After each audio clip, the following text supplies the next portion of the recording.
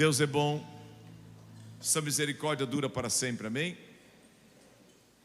Olhe para a pessoa que está ao teu lado e diga: Deus te fez para manifestar na tua vida a glória dEle, a presença dEle. Jesus disse: eu lhes dou a glória que tu me tens dado, dou a eles a vida que tu tens me dado, a capacidade de eles viver na minha presença, de ser meu. É muito forte isso. E nós vemos pelas escrituras que esse tema que Deus trouxe para nós nesses dias do congresso é um tema que realmente Deus quer falar conosco, quer manifestar em nossas vidas. Eu te convido a abrir a Bíblia em 2 Crônicas, capítulo 5, verso 13 e 14. Você que está em casa, pode pegar a Bíblia, abra também 2 Crônicas,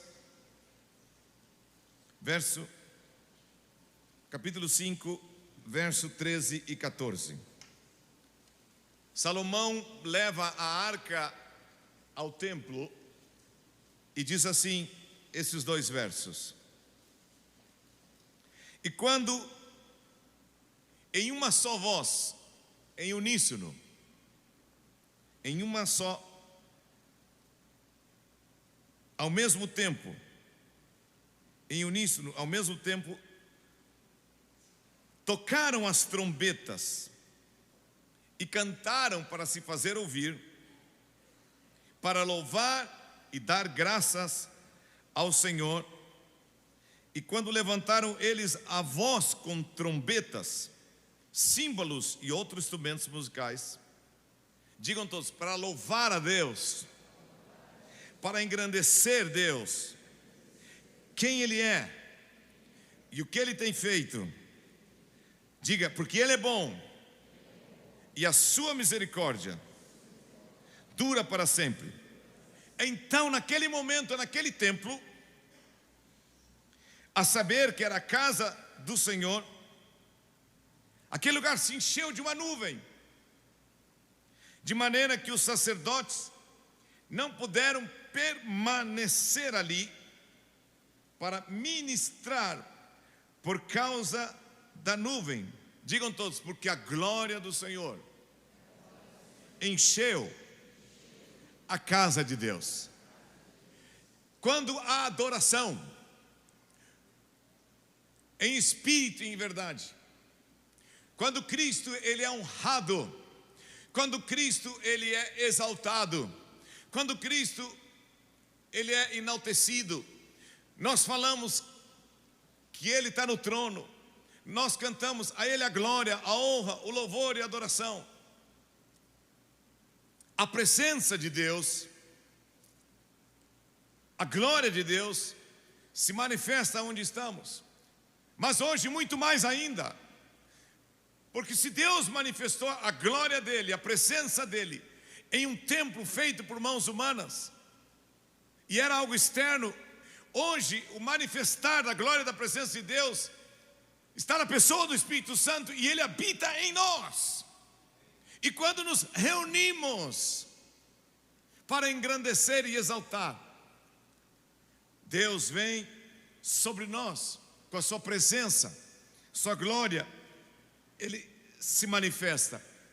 Em nenhum lugar da Bíblia fala esta palavra Shekinah, mas os estudiosos no decorrer da história, tem-se como esta palavra Shekinah, esta manifestação da presença e da glória de Deus, visível através do fogo, através de uma nuvem, através de um vento, a manifestação de Deus. Ou seja, do âmbito espiritual, Deus se manifesta no âmbito natural, onde nossos olhos veem e aonde também nós ouvimos o agir de Deus. A Bíblia fala no Antigo Testamento que a coluna de fogo e a coluna de nuvem acompanhava o povo de Israel. Êxodo capítulo 13, abra ali, verso 20 a 22. Era essa manifestação visível da presença de Deus, através da coluna de fogo e da coluna de nuvem. Êxodo 13, capítulo 13, do verso 20 ao verso 22. Os israelitas partiram de Sucote e acamparam em Etã, a entrada do deserto. O Senhor ia adiante deles durante o dia, numa coluna de nuvem, para os guiar pelo caminho, e durante a noite numa coluna de fogo para os iluminar, a fim de que caminhasse de dia e de noite. A coluna de nuvem nunca se afastou do povo durante o dia, nem a coluna de fogo durante a noite. Durante o dia se manifestava para guiar, e durante a noite para iluminar. Hoje, quem é que nos guia? Enviarei o outro Consolador e ele vos guiará a toda a verdade.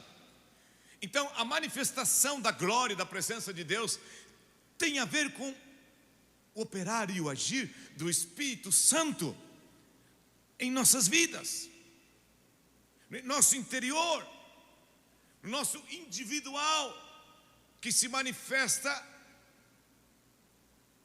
depois no exterior, né? No secreto, depois se manifesta aonde estamos com outras pessoas. Por exemplo, numa reunião como esta, o Espírito Santo quer falar para mim e para ti. Eu quero que vocês experimentem a glória que Jesus transmitiu a vocês.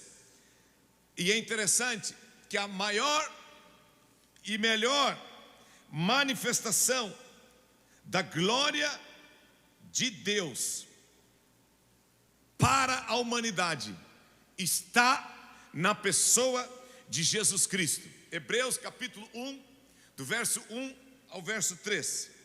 Estamos recapitulando algumas coisas e depois continuamos. Hebreus capítulo 1, do verso 1 ao verso 3. Antigamente, Deus falou muitas vezes, de muitas maneiras aos pais pelos profetas, mas nesses últimos dias nos falou pelo Filho, a quem constituiu herdeiro de todas as coisas e pelo qual também fez o universo. Digam todos: Jesus, o Filho do Deus vivo, é o esplendor, o resplendor, diga isso, o brilho da glória de Deus e a expressão exata do seu ser. O Espírito Santo veio à terra para nos revelar o resplendor e a expressão exata do ser de Deus, do caráter de Deus, da sua glória, da sua majestade, da sua honra, de quem Ele é. Veio para nos revelar isso na pessoa de Jesus Cristo. Textos como esse. E Ele falou a palavra, porque Ele era a palavra. O verbo que se fez carne, habitou entre nós, cheio de graça e de verdade, e vimos a sua glória. Se queremos conhecer a glória de Deus, o seu caráter, sua vida, sua presença, seu poder, e é bom lembrar que esse sempre foi o desejo de Deus: estarei no meio deles, me manifestarei a eles. Era isso atmosfera em que Adão e Eva viviam antes da queda do pecado. Tudo era perfeito, era estar com Deus. Mas por causa do pecado fomos afastados disso. Mas Cristo veio para se revelar como nosso Salvador, como nosso Senhor. E Ele disse assim: eu e o Pai somos um. Quem vê a mim, vê o Pai. O Pai está em mim e eu estou no Pai.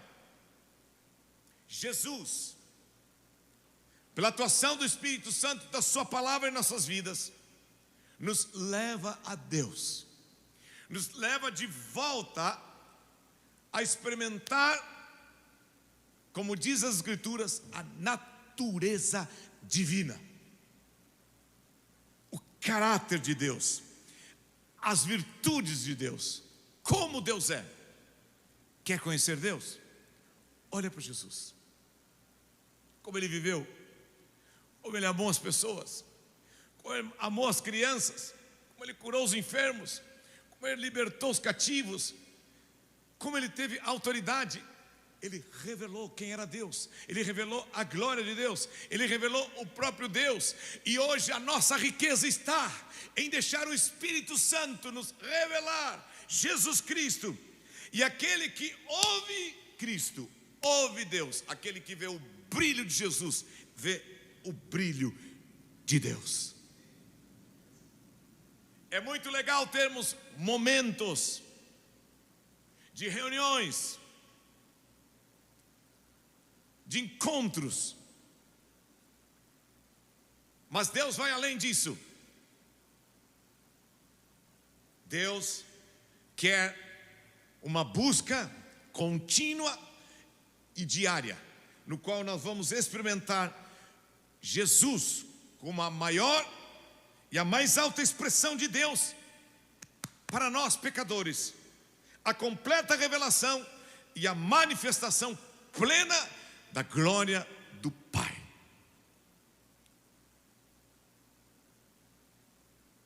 E isso é diário, isso é contínuo, não é só uma vez que outra.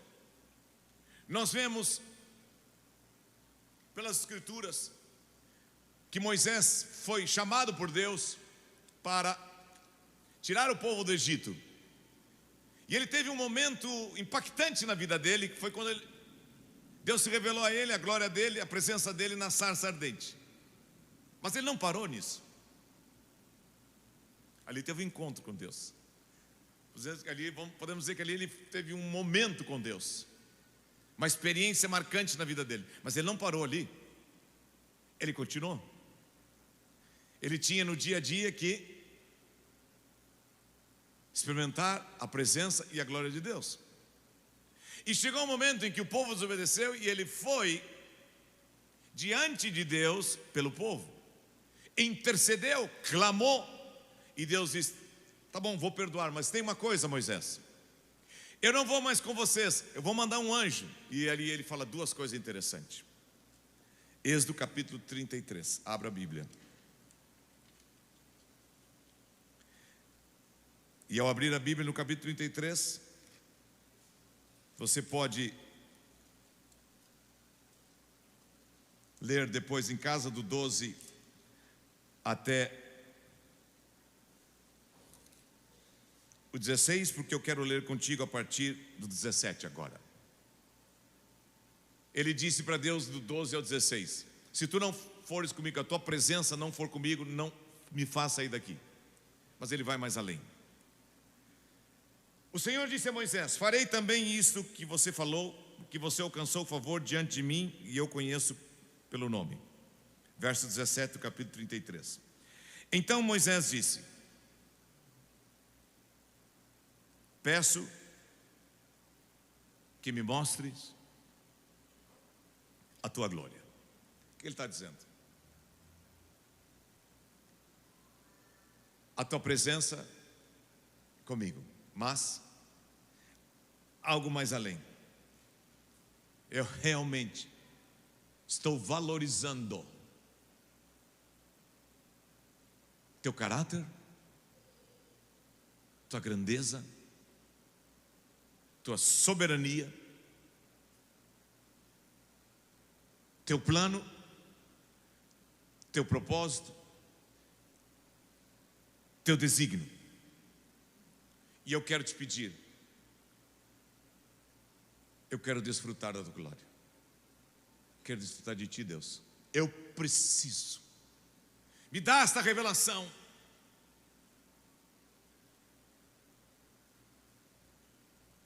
E Deus já vinha falando com ele, e mais na frente ele vai ao monte e Deus lhe dá a lei.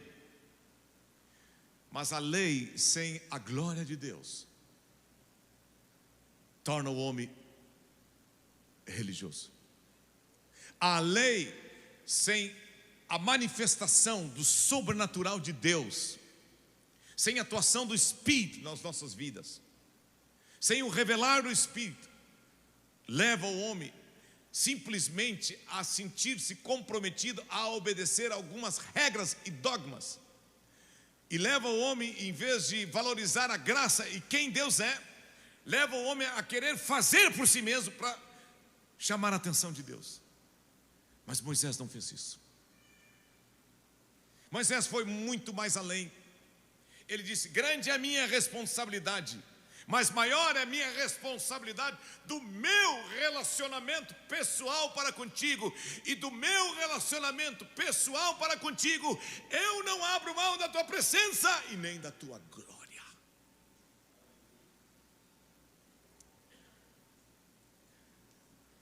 E Jesus, ao ter um encontro com os escribas e fariseus em Lucas capítulo 5,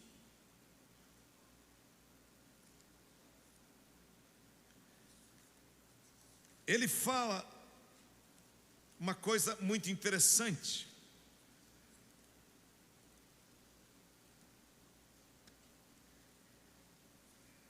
No verso 37 em diante.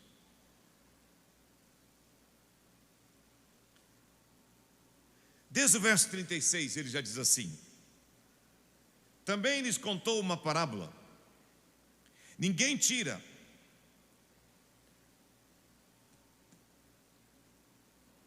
um pedaço de uma roupa nova para colocar sobre roupa velha, pois se o fizer, rasgará a roupa nova, e além disso, o remendo da roupa nova não combinará com a roupa velha. E agora? Ninguém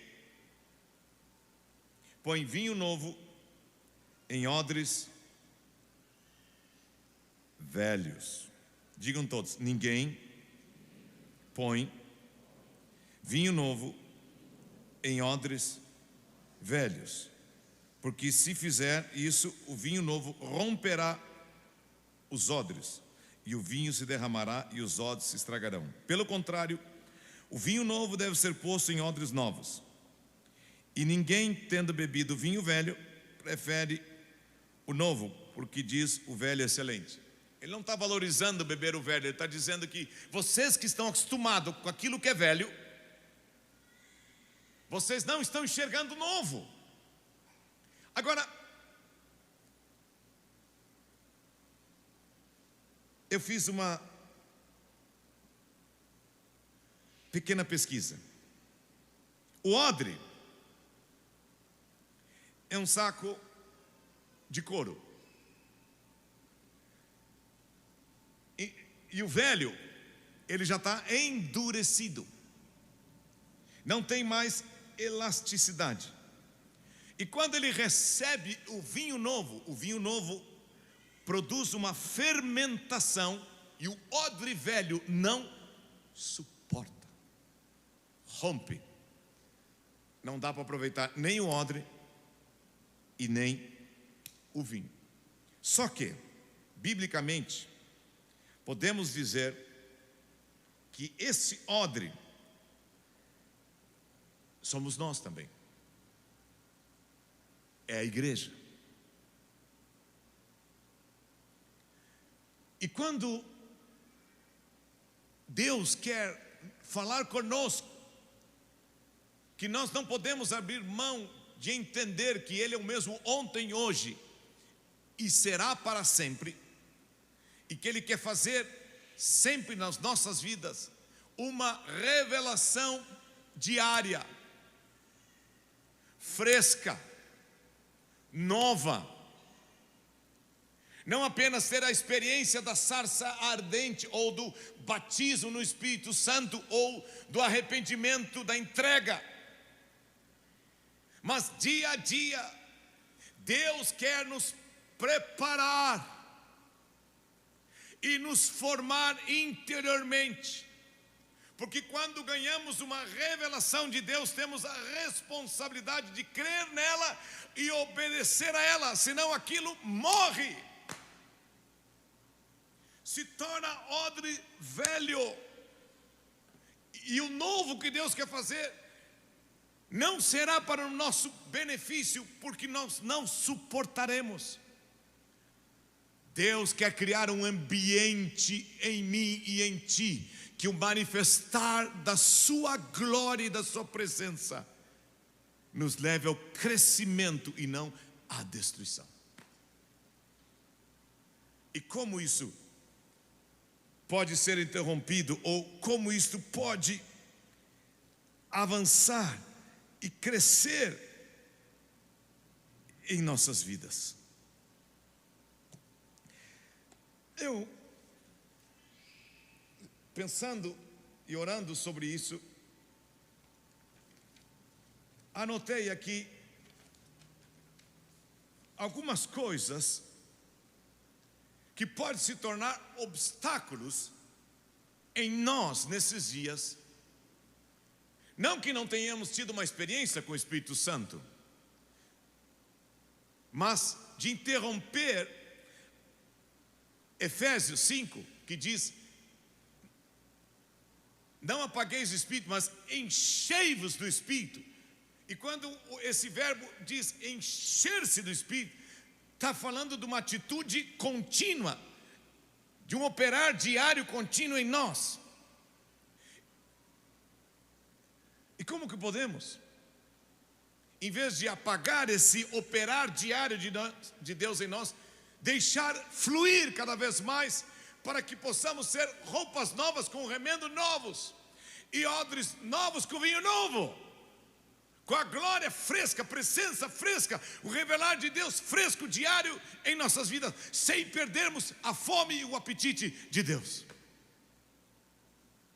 Não apenas ter um momento num congresso ou numa reunião, mas continuarmos.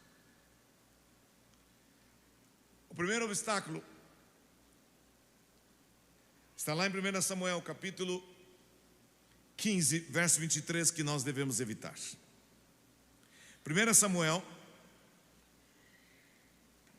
quantos estão aqui hoje à noite, digam amém.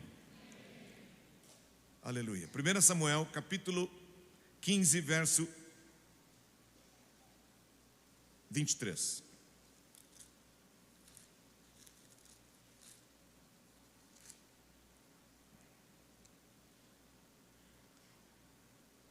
Porque a rebelião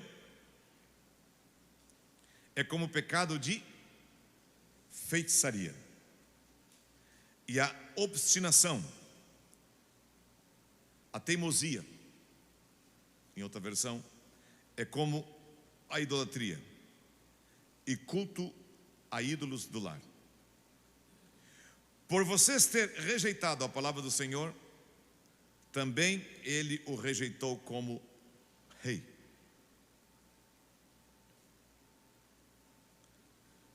Quem deseja ser mudado e transformado por Deus cada vez mais, se tornar um odre novo?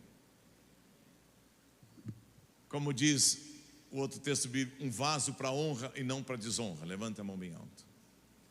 Muito bem. O que é rebelião? A rebelião é um operar dentro de nós, no nosso coração, que nos leva a resistir à autoridade de Deus. Isso é rebeldia. É alguém que resiste à autoridade divina. Ser rebelde, ele diz ali, porque vocês recusaram ouvir a minha palavra. Ser rebelde é não querer aceitar a instrução divina, é não querer aceitar o ensinamento de Deus, é não querer aceitar a disciplina de Deus, nem a correção de Deus. O rebelde é aquele que é contra ensino. O rebelde é aquele que é contra as autoridades. Ele não aceita. Tem algo dentro dele que se levanta contra tudo aquilo que é obedecer a Deus e às autoridades delegadas por Deus. Ele não gosta de obedecer no trânsito, não gosta de obedecer na escola, não gosta de obedecer na família, não gosta de obedecer na vida do congregar.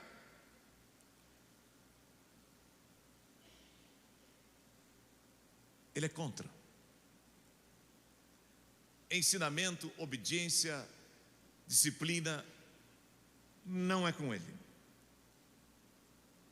E a Bíblia diz claramente para todos nós, nesta passagem bíblica do verso 23, que a rebelião é como pecado de feitiçaria. É feitiçaria. O rebelde é como alguém que estivesse praticando a feitiçaria, adivinhação, um monte de coisa ruim. O rebelde ou a rebelião sempre diz, não vou fazer. Agora, aqui não fala só que a rebeldia pode nos impedir de ser mudados e transformados. Aqui diz uma outra coisa interessante no verso 23. A obstinação é como idolatria. A teimosia é como idolatria. A rebelião diz, não vou fazer. E o teimoso diz, vou fazer, mas vou fazer da minha maneira, do jeito que eu penso, do jeito que eu acho. Vocês querem que eu toque essa música? Eu vou tocar, mas vai ser do jeito que eu sei, que eu acho.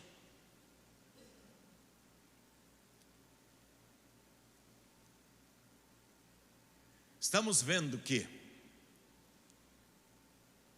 para a presença e a glória de Deus se manifestar, tem que haver um agir de Deus de dentro para fora em nossas vidas.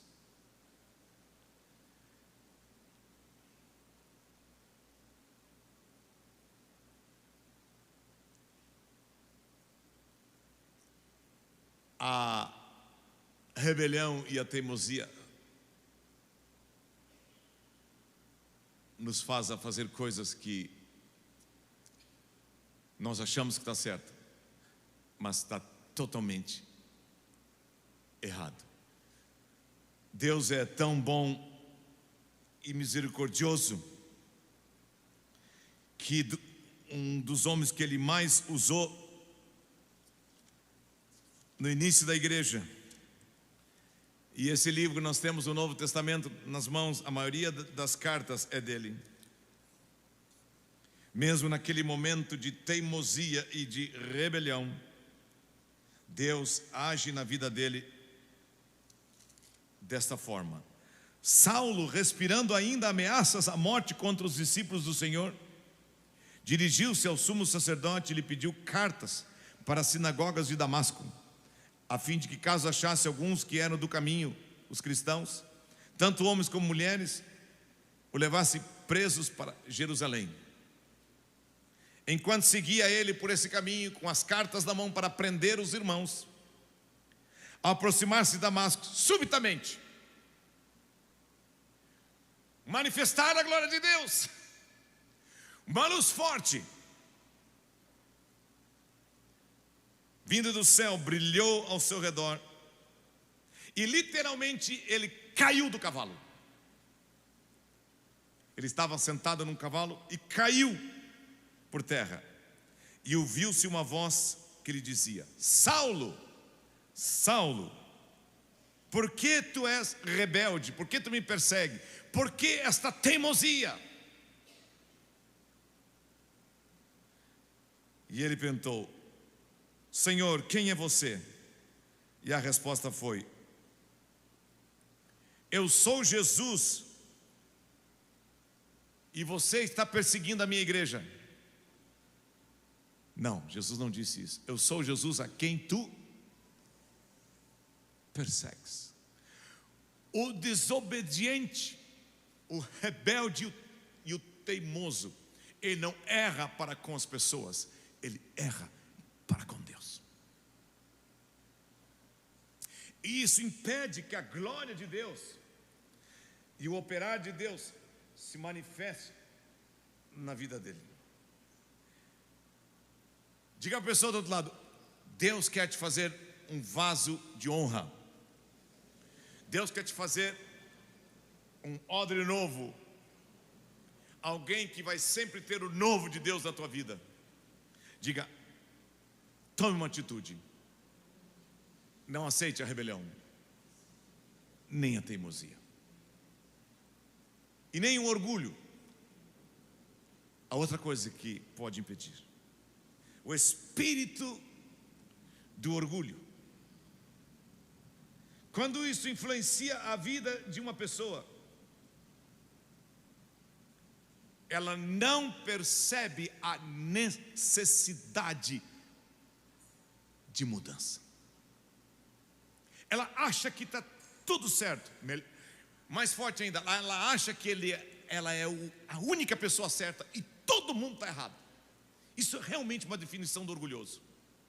Eu estou certo e todo mundo está errado. Está que nem aquela mãe assistindo o seu filho marchando no exército, dizendo: ah lá, meu filhinho é o único certo na passada, na marcha. Todo mundo marchando certo e o filho, quando todo mundo baixava a perna direita, o filho baixava a esquerda, e a mãe disse: olha lá, meu filhinho é o único certo.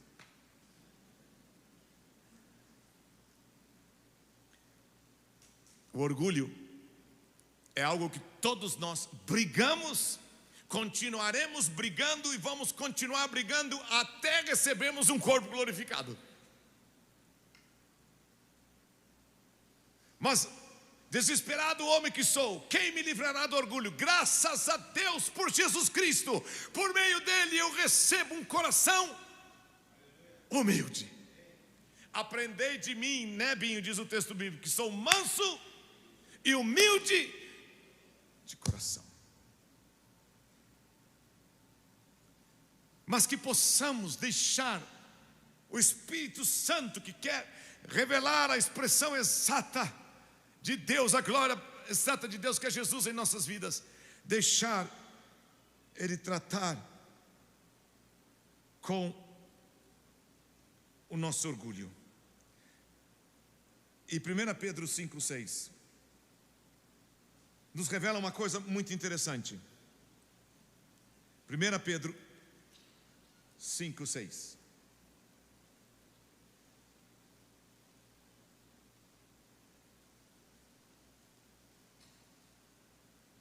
Peço igualmente aos jovens, estou lendo o 5, depois eu vou para o 6.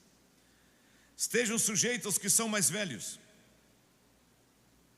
que todos se revistam de humildade no trato de uns com os outros, porque Deus resiste aos soberbos, mas dá graça aos humildes. Olha agora o texto bíblico. Portanto, humilhem-se debaixo da poderosa mão de Deus, para que Ele em tempo oportuno os exalte. O ensino das Escrituras sobre humildade é uma decisão minha e tua, de esvaziamento, de quebrantamento e de humilhação diante de Deus. Pastor, o senhor está querendo dizer que Deus não é capaz de levar uma pessoa à humildade? Não, Deus é capaz de tudo. Só estou dizendo que a Bíblia nos ensina que tem que ser uma decisão minha. Humilhai-vos. Decidam-se, como cristãos, a viver como Jesus. Ser humilde. E aí recebemos graça que vem da parte do Senhor. Meu irmão, você e eu, se estamos vivendo sem enxergar que precisamos de mudança, o orgulho está reinando.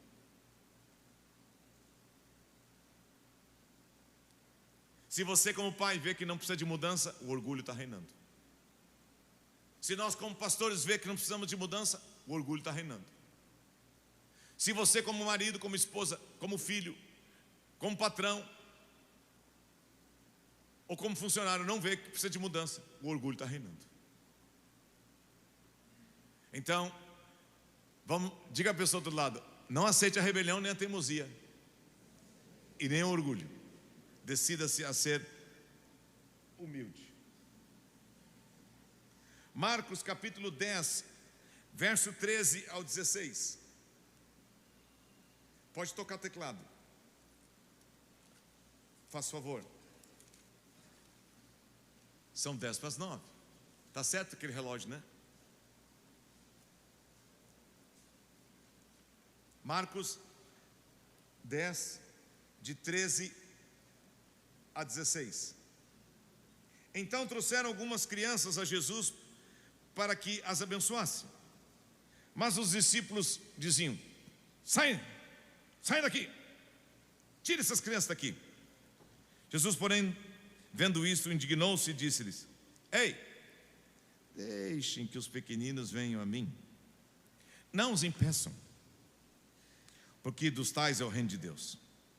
E em verdade lhes digo: quem não receber o reino de Deus como uma criança, de maneira nenhuma entrará nele.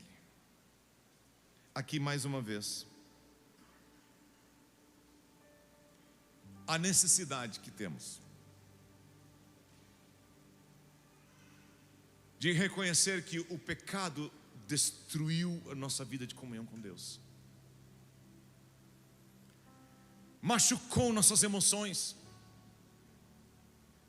machucou nossos pensamentos, machucou a nossa vontade, nos distanciando do Pai, da sua presença e da sua glória.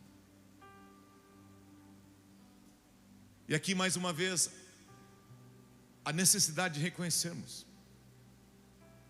que devemos ser simples e puros como as crianças. E dizer para Deus: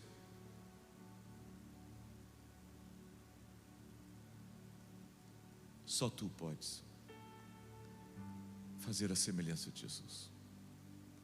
Só Tu podes gerar a natureza divina em mim.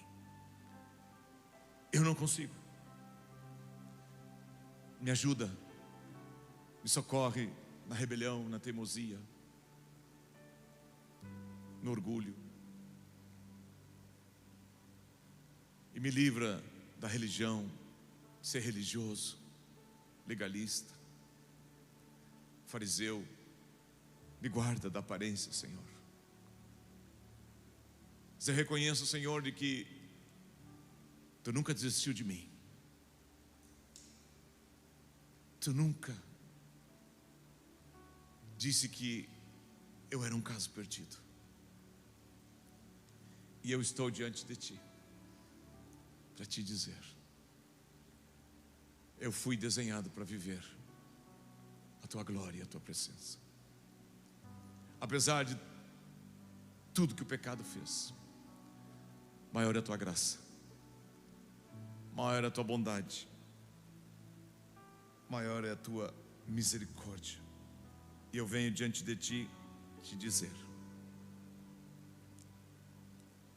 eis-me aqui. Eu quero ser Teu. Eu não quero apenas, Senhor, ter uma experiência e deixar isso apagar, de uma sarça ardente, de um batismo no Espírito Santo, com dom de línguas ou não. Eu quero viver o que tu disse, Senhor, no último dia da festa. Quem tem sede e fome, venha a mim e beba e coma.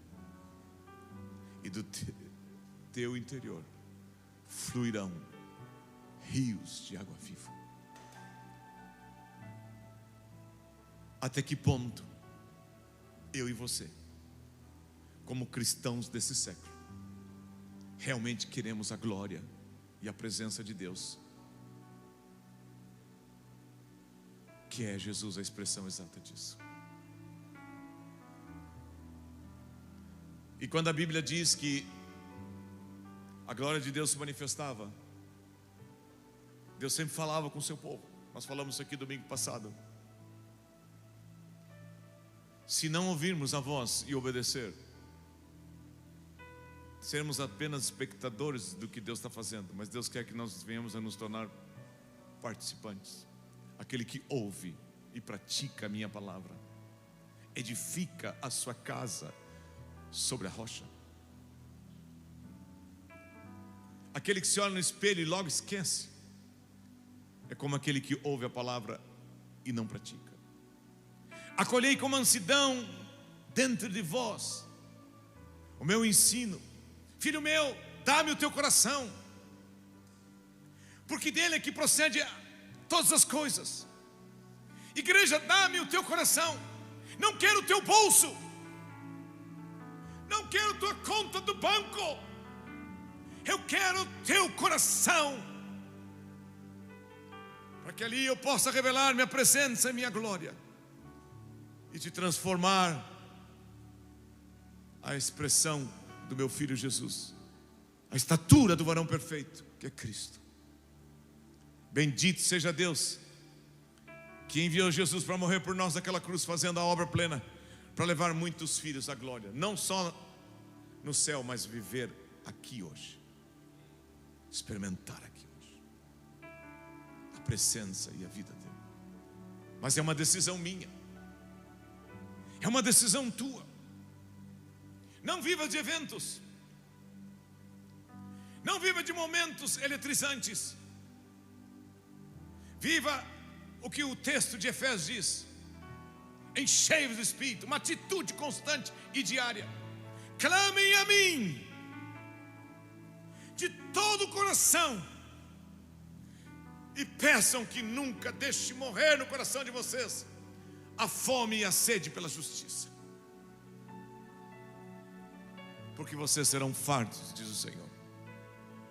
O mundo precisa de uma igreja apaixonada por Cristo, no qual será a luz e o sal dessa terra.